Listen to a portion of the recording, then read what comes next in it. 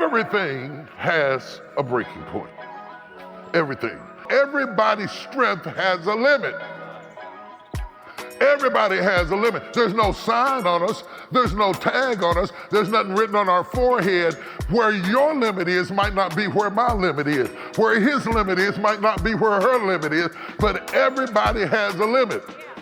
In your family, everybody has a different limit. Some people can tolerate pain better than others. Some people can go through bereavement better than others. Some people can be up under attack and withstand better than others. No need in you turning up your nose at their limit, because you got a limit too. Just because they're not the same limit don't mean you don't have a limit. I want to talk to somebody who feels like you're close to your limit. And if you're like me, whenever I get close to my limit, not only am I suffering from the pressure of being close to my limit, I'm suffering from the embarrassment that I have a limit. Because deep down on the inside, I think I ought to be strong enough to absorb everything. I don't care what they hit me with, so I can be close to my limit and not even tell anybody that I'm at my breaking point, because I'm ashamed that I feel oh, y'all don't hear what I'm saying. When you're a Christian and a believer, there's another level of anxiety that comes on you, because you feel like I can do all things through Christ that strengthens me, and so I shouldn't have any limit at all. Christ has no limits. You have a limit. Christ can do anything. He can absorb anything, but you have a limit. Yeah, well, it said I can do all things through Christ, but you're not just doing it through Christ, you're doing it through flesh. So you got to go to bed sometime. Oh, come on, somebody. It's Christ in you, the hope of glory. We have this treasure. The treasure is infinite, but we have it in earthen vessels. The vessel is finite. You have a limit. You got to go to bed sometime. You got to get some rest sometime. You got to eat sometime. You got to get away sometime. You, trust me, you have a limit. And then folks who act like they don't have a limit are lying. They do have a limit. You can have more degrees than a thermometer, but still have a limit.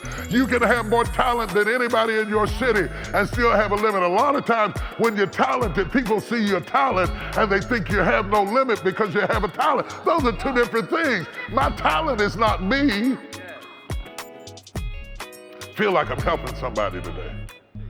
And Jacob, who has wrestled with God and prevailed. And the Bible said his name will be called Israel, because now you have wrestled with God and prevailed. Who wrestles with God and prevailed? Jacob, who had wrestled against Esau and walked away with his birthright. Jacob, who had withstood everybody who withstood him. Jacob, who stood up even when his father didn't like him. Jacob, who had withstood the scorn of his own father, still has a breaking point. And when they told him, we left your son back in Egypt. But don't worry about that, Daddy. We're going to get him back. We're going to get him back. Youth is always optimistic. But age has seen some things. Age knows that every story doesn't have a happy ending. Age knows that if you keep driving real fast in the car, they're going to find you up under a bridge. Age knows that you could lose everything. So you don't gamble everything, you don't risk everything, because you've been through enough, you've had enough winning, and you've had enough losing to learn that losing is possible.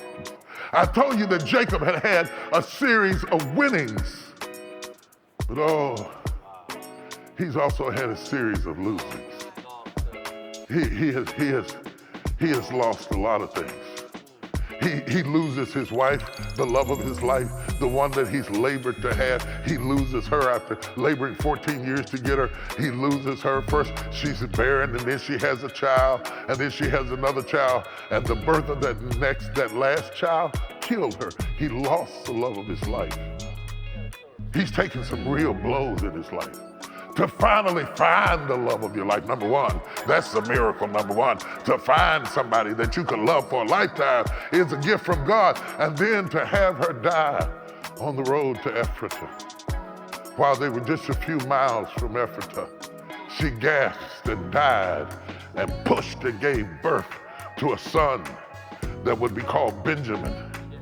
And there on the side of the road, he has to bury the love of his life. He's already lost his beloved son. He's lost his beloved son. He's lost him completely. And to lose his beloved son is a painful thing. He's lost Joseph. So he's lost his beloved wife, and he's lost his beloved son. And now they're telling him you're gonna lose again. And he says, this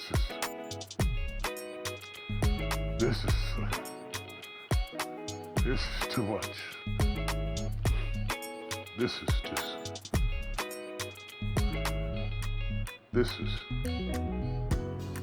I can't handle it. Maybe I could have took it when I was younger, but I can't handle it now. See, every time you survive a blow, you spend something. Every time you come through a fight, yeah, I might have won the fight, but it costs me something to win the fight. And now I've spent so much, I'm not sure that I've got enough left in me to fight this kind of fight again. It is too much. I feel like I'm talking to somebody who knows what I'm talking about. You've had some wins, but you've had some losses, and the sum total of the losses somehow always screams louder than the victories. Oh, y'all don't hear what I'm saying. The sum total of the losses always sounds louder than the total of the victory. You don't see Jacob rehearsing all of his victories here. He's rehearsing all of his failures, because when you're up under attack, the enemy won't show you where you won. He will always bring up where you lost, because he's trying to get your mind. But God is sending this word to you today to break that stronghold that the enemy is trying to use to make you forget how many times you won. Your whole life was not a waste. Your whole life was not a series of failures. Think back, old man. Think back how God brought you. Think back, old man, and remember how God blessed you. Think back, old woman, and remember how God brought you through, how you survived, how you were born alive and somebody else was died in the crib. Think back and remember how God brought you out of the hospital. Think back, think how God sustained you when you didn't have a job. Think back and remember how God delivered you when everybody had their foot on your neck. Think back.